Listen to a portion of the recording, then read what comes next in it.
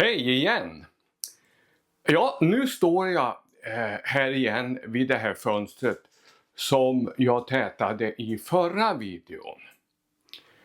Och då kanske någon undrar, blev det inte bra? Ja, det blev bra. Rummet blev tystare, varmare. Så egentligen så var det bara fördelar. Men det finns det som tycker att jag kunde ha varit lite mer noggrann när jag visade hur jag satte listerna i fönstret. Och det kan jag ju faktiskt hålla med om. För jag sa ju i den tidigare videon som du hittar här att det skulle ske på ett perfekt sätt. Välkommen till kanalen!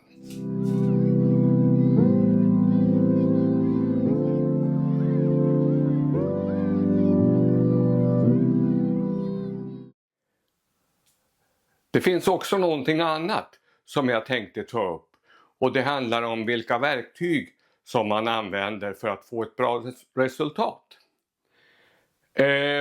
Jag sa ju tidigare i den förra videon att jag stiftar de här tätningslistorna, och man kan limma också som jag nämnde. Men onekligen är det så att använda stiftning är ett snabbare sätt. Och det blir lika bra egentligen om man bara ser till att stiften hamnar rätt. Jag ska visa vilken typ av stiftpistol som jag tycker är lämplig att använda. Den jag har ser ut så här. Och jag lägger ut en särskild bild på den som du hittar här.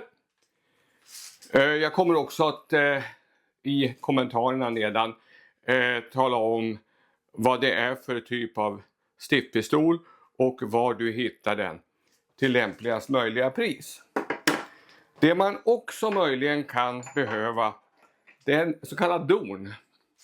För en del stift kan ju vara så att de tränger inte in som de ska, beroende på att virket i fönstren är rätt gammalt och har hunnit torka till och så vidare. Och det kan behöva slå in dem lite grann. Så en hammare och en don kan vara lämpligt att använda. Jag sa det i förra videon också att jag använder silikontätningslister. Jag ska försöka lägga ut ett tvärsnitt som de ser ut. Så att det är lättare att förstå. Det finns andra typer av tätningslister också. Så med det ska jag väl säga att det är ingenting som säger att de här är bättre än någon annan. Men jag har tyckt att de här fungerar på ett bra sätt. Och därför har jag använt mig av dem. Så att med det så var det väl inte så mycket mer att säga än att övergå till att visa hur nu listorna sitter. Ja, men då ska vi börja på att titta på hur tätningslistorna sitter. Här ser man ganska tydligt hur de är stiftade. Och man ser också att det är som en särskild liten tunga. Det är den som man fäster naturligtvis listen i. Det här är gångjärnssidan. Och då ser vi att listen sitter med den tungan om vi kallar den så, inåt mot rummet. Och tätningen är utåt. Varför? Jo, för att när man stänger fönstret så ska alltså inte tätningslisten tryckas ihop eller förstöras. Risken skulle kunna vara det om man vänder den fel. Okej, då har vi den sidan. Vi går direkt över på